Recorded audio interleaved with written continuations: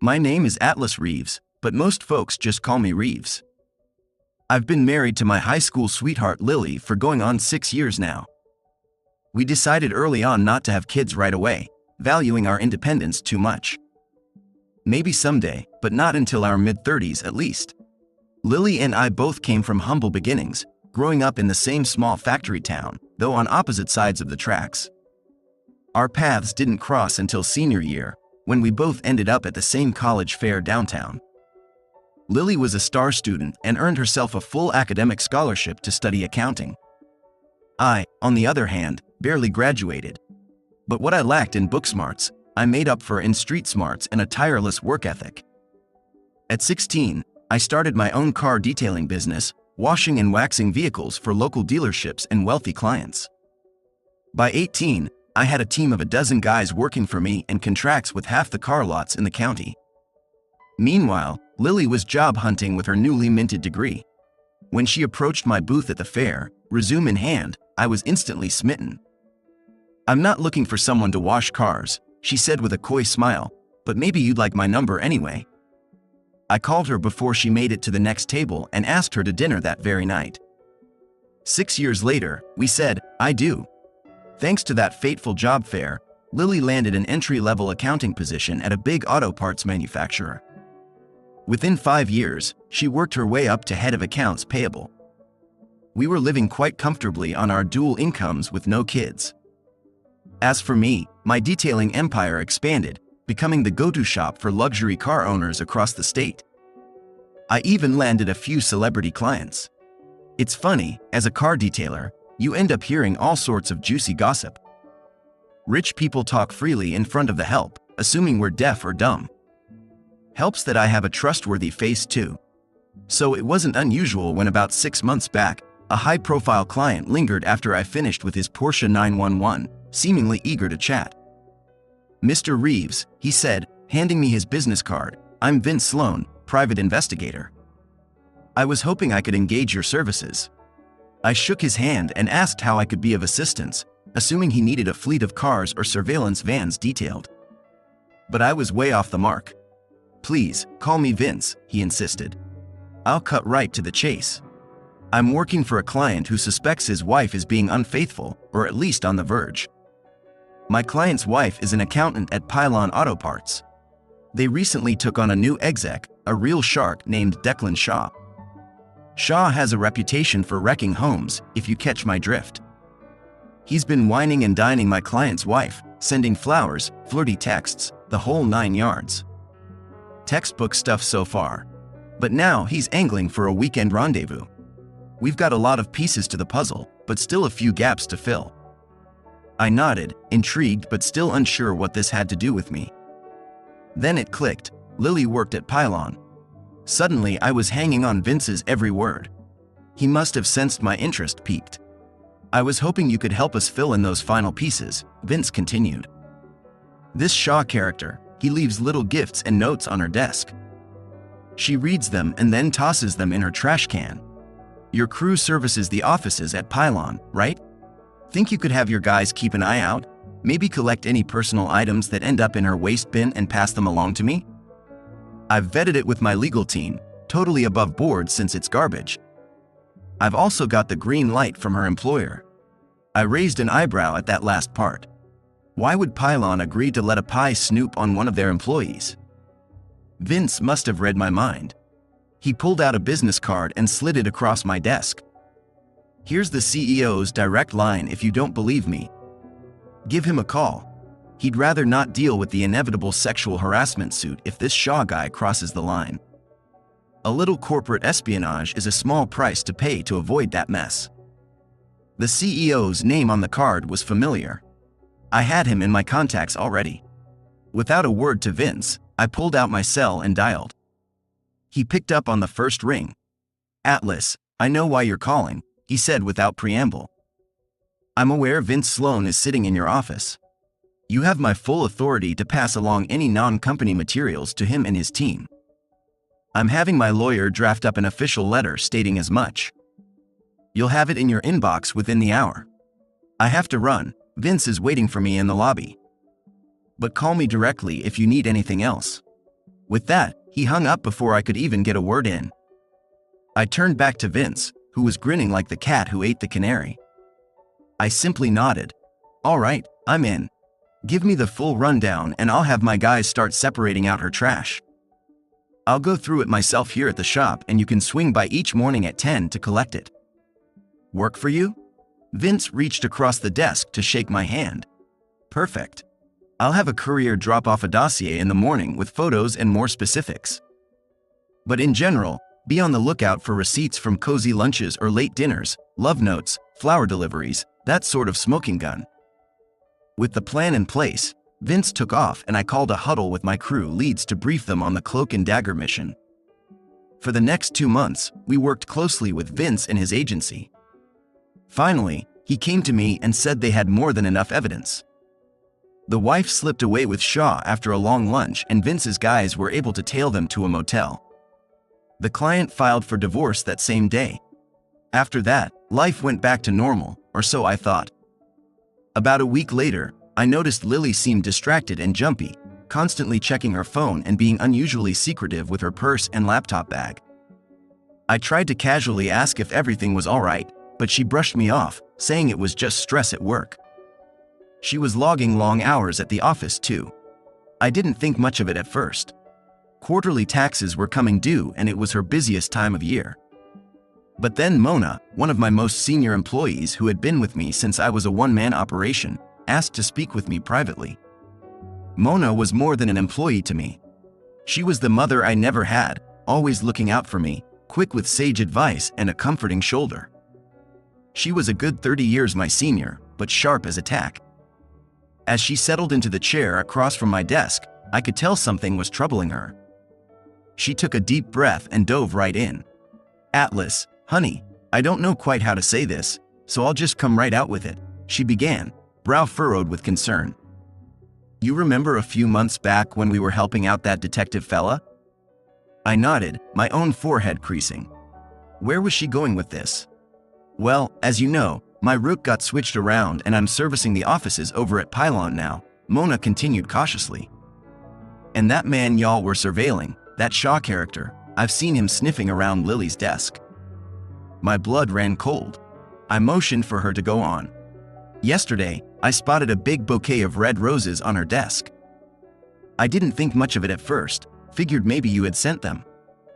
But then I saw the card. She reached into her pocket and pulled out a small envelope, sliding it across to me. I snagged it out of her trash. Thought you ought to see it. With trembling hands, I opened the card and read the message. My dearest Lily, words can't express my gratitude for your help in renewing my contract with Pylon. I'd be lost without you. Please let me take you to lunch. I'm dying to see your beautiful face. Yours, Declan. I saw red. The flowery language, the bold assumptions, it was all too familiar.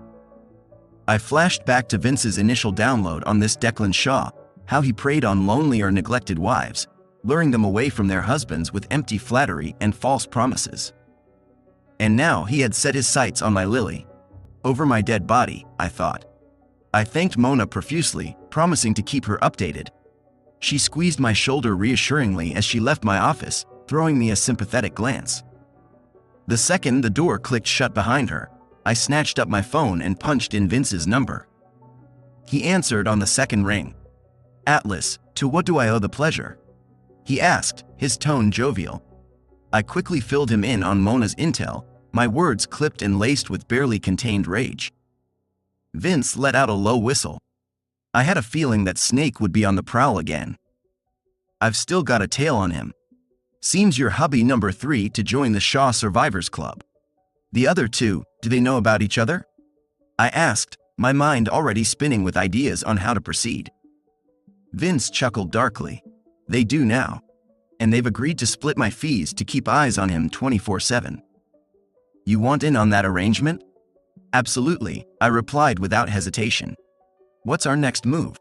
Vince paused to shuffle some papers. I think the three of you should meet, compare notes. Why don't you come down to my office this afternoon, say 3 o'clock? I'll have the other two here and we can strategize.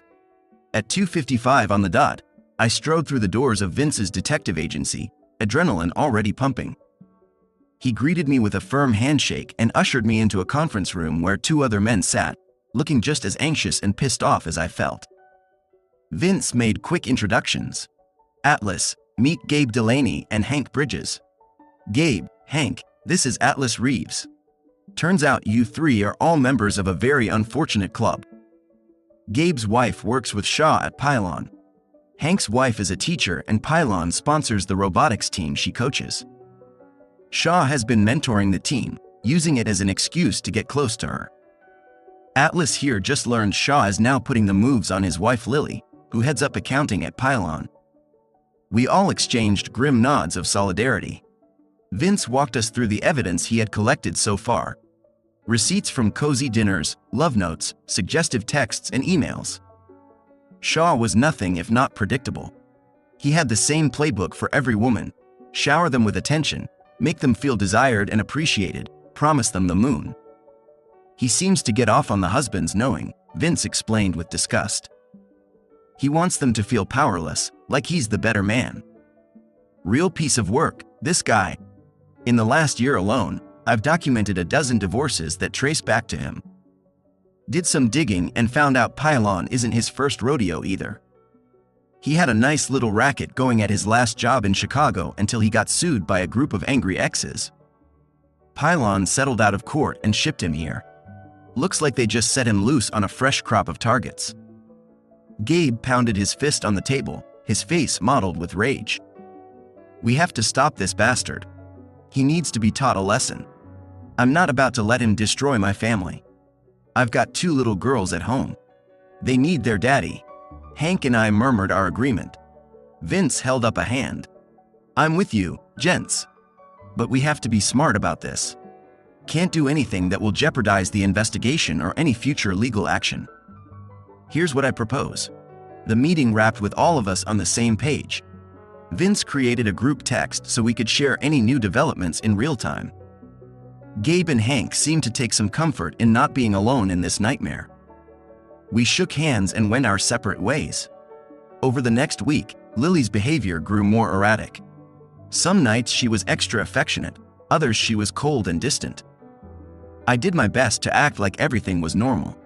The last thing I wanted was to tip her off that I was on to her little secret. Then one evening, Mona showed up at the house. I was surprised to see her but invited her in. She looked as if she had aged a decade since our talk in my office. With a heavy sigh, she reached into her purse and pulled out a crumpled piece of paper. I hate to be the bearer of more bad news, she said softly, but I found this stuffed in Lily's desk drawer when I was cleaning her office tonight. She handed me the paper and I smoothed it out, my heart in my throat. It was a printed confirmation for a hotel reservation. For the upcoming weekend. 2 guests. The names on the booking, Declan Shaw and Lily Reeves. I thought I might be sick. All this time, he had just been softening her up for the kill. And now he was going in for it. I thanked Mona and sent her on her way, promising to keep her posted. Then I grabbed my phone and fired off a message to the group. Within seconds, my screen lit up with a flurry of responses. Gabe, that son of a bitch. Same thing he pulled with Tanya. Took her to some secluded BB upstate. Hank, do we know where the hotel is? Maybe we could catch them in the act. Vince, I would advise against that.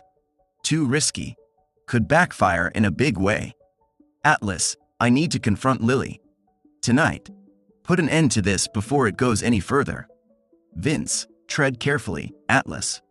You don't want her to feel ambushed. That may just push her away. Gabe, Vince is right. When I confronted Tanya, she got defensive, said I was paranoid. Gaslit the hell out of me. Hank, so what? We just sit back and let this happen.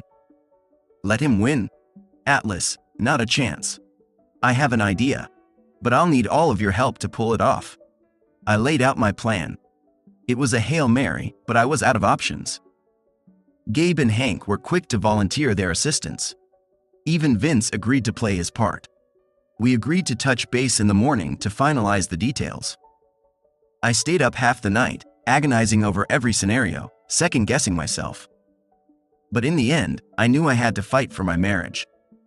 For Lily, even if it meant losing her in the process.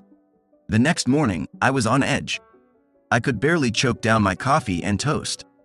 Lily, on the other hand, was all smiles and chipper chatter. It made me sick to think of her playing the doting wife when I knew what she was planning behind my back. At precisely 10 a.m., the doorbell rang. I sprang up to answer it before Lily could. Standing on the stoop was a stone-faced man in a cheap suit. "Atlas Reeves?" he asked gruffly. I nodded.